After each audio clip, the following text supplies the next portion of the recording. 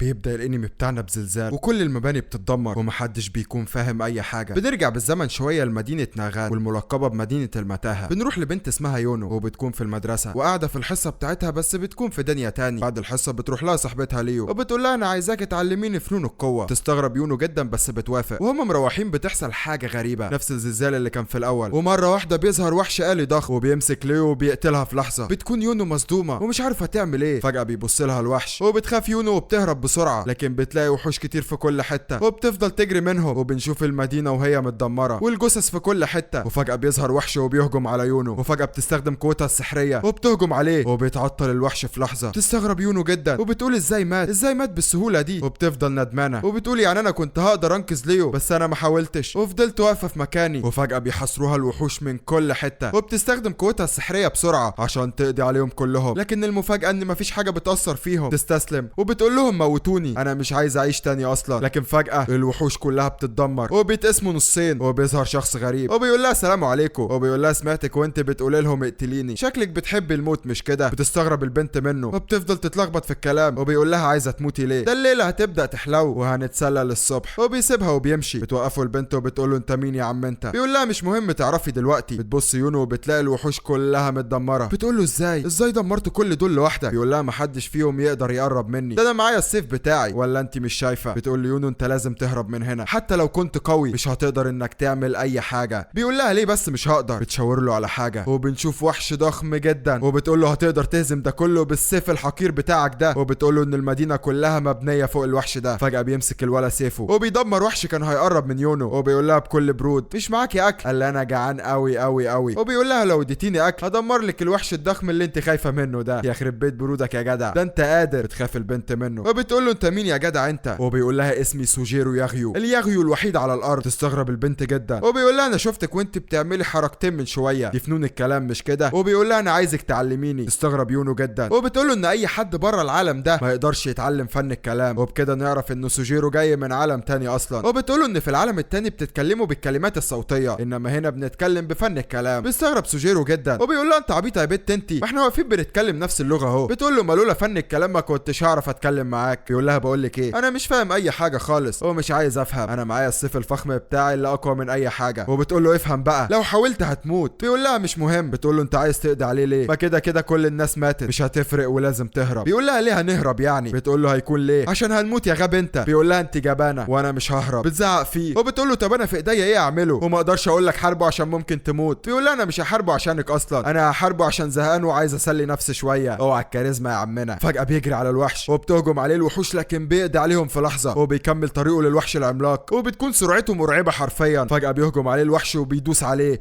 وبيحصل اعصار من قوه الضربه، لكن طبعا مش دي النهايه، دي البدايه يا صاحبي. وبيكون سوجيرو على الوحش نفسه اصلا، لكن بيطلع الوحش ده مدافع من جسمه وبيهجم عليه بسرعه لكن بيصد كل السهام، وكمان بيمسك في دراع الوحش بالسيف وبينزل بيه وبيفضل يهجم عليه من كل حته وبيخلي الآلة دي تلف حوالين نفسها. لكن فجاه بتحصل حاجه غريبه وبتتفتح حته في الوحش وبيطلع منها ضوء قوي وفجاه بيضرب شعاع قوي جدا وكل حاجه قدامه بتتحرق، لكن بيكون سوجيرو لسه صامت وبيحاول انه يوصل للوحش وفعلا بيعرف يوصل له وبيقسم راسه نصين. لكن تفتكر كده المعركه خلصت؟ لا لسه طبعا. وبيقوم الوحش تاني وبيهجم عليه بسرعه لكن بيطير سوجيرو وبيحط السيف في جسمه وبيقطع له دراعه. ومش بس كده، ده بيخليه يضرب نفسه بيها كمان، نينجا يعني. واخيرا بيهزم الوحش العملاق وكل الوحوش اللي كانت موجوده بتفصل. طبعا البنت بتكون مصدومه ومش مصدقه انه هزمه وبتقول اشمعنى الوحش ده اتحرك في اليوم ده؟ وهل كل ده حصل عشان سوجيرو جه ولا هو اصلا اللي عمل كده عشان كان عاوز يحاربه؟ بيقطع سوجيرو افكارها وبيقولها شفتيني وانا بقطعه؟ بيقول لها يلا بقى عشان ماشي. بتقول له استنى وبتدي له الاكل اللي اتفقوا عليه وبياكله في لقمه حرفيا وبيقول امشي منين بقى، انا عايز حاجات مسليه اكتر. وطبعا الحاجات المسليه عنده غيرنا يا صاحبي، ده عايز يقسم الحاجات نصين. بتقول له البنت على بلد يروحها اسمها اورياتيا وانها بلد كبيره وهيلاقي فيها اللي هو عايزه. طبعا بيتحمس جدا وبتقول له ان الابطال بيتجمعوا في اورياتيا من جميع انحاء العالم. وبتكون في الحقيقه يونو عايزاه يموت لانها بتكون فاكره انه عمل كده قصد، وبتقول ان هناك اكيد في حد هيقدر عليه ويقتله وان اقوى 4 ابطال هناك في المدينه دي وانها لازم تعرف ايه اللي ورا سوجيرو ده. بنرجع من افكارها وبتقول له انا هوصلك كمان لهناك. بيشكرها وبيقول لها على فكره انا ما اعرفش اسمك لحد دلوقتي. بتقول له اسمي يونو المخالب العنيده. وبيمشوا للمدينه. بنروح لمجموعه اول مره نشوفها وبيكونوا الابطال اللي قالت عليهم يونو وبيكونوا مسافرين لاقليم ليثيا، لكن بيكون في تنانين بتلاحقهم وبتكون البنت قلقانه جدا، لكن بيقول لها واحد فيهم ما تقلقيش انا اقدر اقضي عليهم في لحظه. وبيقول لها قلب صحيح مش تارين حاكم حاكمة اقليم ليثيا اعلنت نفسها ملكة الشياطين. بتقول له مش بالظبط كده، ده مجرد لقب بيقولوه عليها في المملكة. وبيقول لها امال مين ملك الشياطين الحقيقي؟ بتقول له ما اعرفش، بس بعد ما ملك الشياطين مات لسه ما فيش ملك شياطين نعرفه. بيقول له الراجل اللي شبه الجمجمة ده انت ايه يا عم، انت مش من هنا ولا ايه؟ انت ما تعرفش اي حاجة كده. يرد عليه وبيقول له انه كان مكرس حياته كلها عشان يستخدم السيف بتاعه ومش مهتم باي حاجة تاني. وبيقول له اسمي هو هوار البحر العميق. وبيقول له انت اسمك ايه؟ يرد عليه وبيقول له اسمي شلك قاطع الصوت. وفجأة بيهجم عليهم قطاع الطرق وبيفضلوا يحدفوا عليهم قنابل وبيقولوا لهم ادونا كل حاجة معاكم. لكن فجأة بيهجموا تنانين على قطاع الطرق وبيكونوا مستغربين جدا، وبنعرف انهم تنانين اقليم ليثيا وبيحموا المدينة من اي هجوم، وبيخلصوا على قطاع الطرق في لحظة. وكمان بيهجموا على التنانين اللي كانوا بيلاحقوا الابطال وبيحصل بينهم معركة. لكن فجأة بيخلص عليهم قائد تنانين اقليم ليثيا بقوة النار. بيستغرب شلك وبيقول للبنت لما التنانين تقدر تحمي المدينة كويس كده امال جايبيننا ليه؟ بتقول له البنت احنا جايبينكم عشان حاجة اكبر بكتير، وهو الهجوم على مملكة اورياتيا. بنروح لحاكم مملكة اورياتيا وبيكون مع المساعد بتاعه وبيقول له هنعمل ايه مع اقليم ليثيا؟ ده مفيش اي حاجة محوقة معاهم، لا قطاع طرق ولا غيره. بيرد عليه المساعد بتاعه وبيقول له املنا كله على المسابقة اللي هنعملها واللي فيها هنختار البطل. وبيقول له بس حتى لو اخترنا البطل الحرب هتبقى الحل الاخير. وبيقول له ايه رايك نختال تارين حاكمة ليثيا؟ وبيقول له ازاي هنعمل كده واحنا فرقنا في مهمات بره المملكة، وحتى لو فاضيين ما ينفعش نعمل حاجة تدل على تورطنا في الموضوع ده. بيقول له المساعد طب هنعمل ايه؟ بيقول له احنا ندبر حادثة ضخمة ومحدش يعرف انها فعل فاعل. وبيضحك ضحكة شريرة وبيقول له هنطلق سراح فورتيكال، لكن يا ترى مين ده وايه اللي هيحصل بعد كده؟ بنروح لمعسكر فرقة صيد التنانين وبتقول الحارسة للقائد شكلك تعبان. بيقول لها ان الرحلة قعدت 20 يوم اكيد يعني هبقى تعبان. وبيقول لها بعت الجنود تدور في المكان ولا ايه؟ قالت له ايوه، قسمتهم ل3 مجموعات وحطيتهم في مواقعهم. بيقول لها حاولي تزوديهم على قد ما تقدري. بتقول له حاضر. وبتساله هو التنين المحترق مصاب فعلا؟ بيقول لها واحنا ايه اللي هيجيبنا هنا ده كله لو مش متاكدين، وان بقاله كام يوم مش بيطير، وانه اكيد مستخبي في العش بتاعه ودي فرصتنا الوحيده. فجاه بيقول لهم واحد من الحراس ان في جنود اتعرضت للهجوم. بيتخض القائد جدا وبيقول له وصلني بيهم. بيرد عليه وبيقولوا له ان في 6 جنود منهم مات وان التنين المحترق في طريقه ليكوا. بيتصدم القائد وبتقول له البنت اللي معاه لازم ننسحب حالا، لكن قبل ما تكمل كلامها بتحس بالتنين. فجاه بترمي القائد بره الخيمه بقوتها السحريه وفجاه الخيمه بتنفجر باللي فيها. بيظهر تنين ضخم ومرعب جدا وبيطلع هو ده في كون التنين المحترق. وبيقول له انت القائد؟ بيقول له انا هسالك سؤال، في فرق صيد تاني في المكان ولا لا؟ وبيقول له لو ما جاوبتش مش هقتلك، لا انا هعذبك لحد ما تموت. بيشوف القائد جسم التنين وبيلاقيه متبهدل وبيقول له مين قدر يعمل فيك كده؟ يرد عليه رد غريب جدا وبيقول له بطل، لكن يا ترى مين البطل اللي عمل فيه كده؟ استغرب القائد وبيقول له مين البطل اللي عمل فيك كده؟ بيتعصب التنين وبيقول له انه مش بطل عادي وانه ياما هزم ابطال وعذبهم، لكن البطل ده من التنانين. بيتصدم القائد وبيقول له التنين انا جاوبتك اهو، دلوقتي جه دورك، في فرق بحث تاني ولا لا؟ بيقول له لا انا اخر واحد متبقى وان مفيش جنود تاني هتيجي. فجاه بيطلع التنين لهب من بقه وبيكون لسه هيهجم عليه، لكن فجاه بيستخدم القائد قوته السحريه وبيبني مدفع ضخم وبيحدف عليه سهم، لكن مش بيخدشه حرفيا. بيقول له خلصت يا حلو اتفرج بقى. وبيجمع كل قوته وبيكون هيهجم عليه، لكن فجاه قوته بتختفي وبيظهر تنين غريب واسمه الوس عداء النجوم، وبيكون هو اللي عمل كده في فيون. وبيقول له انت عايز مني ايه تاني؟ انت مش سرقت ثروتي كلها؟ فجاه بيهجم القائد على الوس بالسهم بتاعه وبيقول له ما تتدخلش بينا، انت تصدق انك ما تستاهلش انه انقذك؟ ده انت كنت لسه هتموت يا راجل انت. بيتعصب في كيون وبيهجم عليه بكل قوته، لكن بيتفاداها الوس بكل سهوله وبيطلع بندقيه وبيضرب عليه حاجه غريبه وفعلا بينجح وبيسيبه في عينه. وبيكون في كيون هيهجم عليه تاني، لكن فجاه الرصاصه اللي في عينه بتنفجر وبيقع في كيون على الارض وبيقدر اليس انه يخلص عليه. فجاه بيهجم القائد على الوس وبيقول له انت بتتدخل ليه؟ ده عدوي انا مالكش دعوه بيه. وبيقول له انت بتحاول تساعدني؟ يرد عليه اليس وبيقول له ده سؤال غريب جدا، مش الصحاب بتعمل كده مع بعض ولا ايه؟ بيقول له بس انا مش صاحبك خلاص، انا دلوقتي جنرال اورياتيا وقتلت كتير من بني جنسك كمان. بيقول له انا كنت عايز اتكتب في التاريخ عشان كده جيت لحد هنا. بيقول له اليس وعشان كده انا بحترمك. وبيقول له انه هيقدم في المسابقه اللي عاملاها امبراطوريه اورياتيا، لكن بيقاطعهم في كيون وبيكون لسه عايش وبيهجم عليه بكل قوته وبيدمر المكان كله، لكن المعركه لسه ما خلصتش وبيكون اليس استخدم الدرع بتاعه وما تاثروش بالهجوم اصلا. ومش بس كده بيطلع سيفه وبيقسمه نصين. يخرب بيتك يا ابني ايه القوه دي كلها؟ بيقول له القائد هتعمل ايه دلوقتي؟ بيقول له هروح نغان، في حاجه معينه بدور عليها، لكن تفتكر بيدور على ايه؟ وبتفكر في اللي انا بفكر فيه ولا لا؟ بنروح لتارين حكيمه ليثيا وبتكون مع دكاي المساعد بتاعها وبتقول له جبت الحاجه اللي قلت لك عليها من نغان؟ بيقول لها ايوه وبيديها لها. بتقول له طلعت شاطر ياض انت. بيسالها ايه البتاع ده؟ بتقول له ده غرض سحري بتاع ملك الشياطين وكان بيستخدمه عشان يزود الوحوش بتاعته بالطاقه. وبتقول له ان البتاعه دي تقدر تدمر مدن كامله في لحظه. وبتساله لو لقى حاجه تانية هناك. بيقول لها دورت بس ما لقيتش اي حاجه. بتقول له مش مهم، اهم حاجه هو انك لقيت النجم البارد. بيقول لها انه لقى الغلم الضخم متدمر هناك. تستغرب وبتقول له يعني مش انت اللي هزمته؟ بيقول لها لا، شكل في حد قوي زيي هو اللي عمل كده. بتغير الموضوع وبتقول له عايزاك في مهمه تانية. وبتقول له فاكر لما قطاع الطرق هاجموا القوافل اللي كان فيها الابطال؟ بيقول لها ايوه، بس كده التنانين بتوعنا خلصوا يخلصوا كل حاجه. بتقول له ايوه بس دول مش مجرد قطاع طرق، دول تبع اورياتيا، وان اكيد في جواسيس جوه ليثيا بينقلوا لهم المعلومات، وامتى بنجيب القوافل عشان يهاجموها، وعايزاك تعرف لي مين الجواسيس دول، واستخدم السيف براحتك لو عايز. بيستغرب داكاي وبيقول لها انه مش مبارز، بيسيبها وبيمشي. بنروح لثلاث اشخاص واقفين، يروح لهم داكاي وبيقول لهم عاملين ايه يا شويه جواسيس. بيتفاجئوا الثلاثه جدا، بيقول لهم انتوا اكيد فاكريني مش عارف انكم مثلتوا انكم مصابين وركبتوا مع تاجر ودخلتوا المدينه. فجاه بيطلعوا الثلاثه اسلحتهم وبيستعدوا للهجوم، وفي حد بيضرب نار على داكاي لكنه بيصده في اخر لحظه، وبيحدد مكان الناس اللي معاهم وعددهم بالظبط كمان، وبيحصل هجوم عليه من كل حته، لكن بيتشقلب في الجو ومفيش حاجه بتلمسه اصلا، وعينك ما تشوف الا النور. بيخلص عليهم في لحظه وبيهجم على اللي بيضربوا عليه نار وبيقتلهم كانه بياكل لب، لحد ما بيتبقى اتنين، وبيقول لهم كده فاضل انتوا واحد كمان مستخبي. بيستسلموا وبيقولوا له ارجوك ما تقتلناش، لكن بيقتل واحد فيهم مره واحده وبيقول له انت فاكرني غبي، انت بتعمل كده عشان التالت يهرب. التاني بيفضل يصرخ ويقول له خلي عندك رحمه المبارزين، لكن بيشرحه في لحظه وبيقول له انا مش مبارز انا حرامي. لا وبيقولها بفخر قوي، بس شكله ما بيحبش كلمه مبارز دي خالص، وبيلاقي الاخير وبيقتله كمان. بنروح لقائد تنانين اقليم ليثيا وبيكون مجمع الجنود بتوعه، وبيقول لهم احنا هنا عشان ننفذ حكم الاعدام، وان في طفل عندها 9 سنين مفقوده. فجاه بيتكلم واحد من التنانين وبيقول انه شاف اكويل نائب القائد بياكل طفل. بيبص القائد لاكويل وبيقول له احنا بناخد اكل كتير مقابل اننا نحمي مواطنين ليثيا، وبيقول له ان اكل مواطنين ليثيا خيانه وبسببها ممكن كلنا نموت من الجوع. وفجاه بيهجم عليه القائد بقوه النار وبيروح له وبينزل في ظهر لحد ما بيموت، ومش بس كده ده بياخد قلبه، وبيقول ان اي حد هياكل مواطن هيموت موته ابشع من دي بكتير. لكن يا ترى ايه اللي هيحصل بعد كده، والحرب اللي بين اورياتيا وليثيا هتخلص على ايه، وده اللي هنعرفه في الحلقه الجايه. فما تنساش اللايك والسبسكرايب، وانك تقول لنا رايك في الكومنتات، وانك تفعل زرار الجرس عشان يوصل لك كل جديد. اشوفكم في الحلقه الجايه، سلام.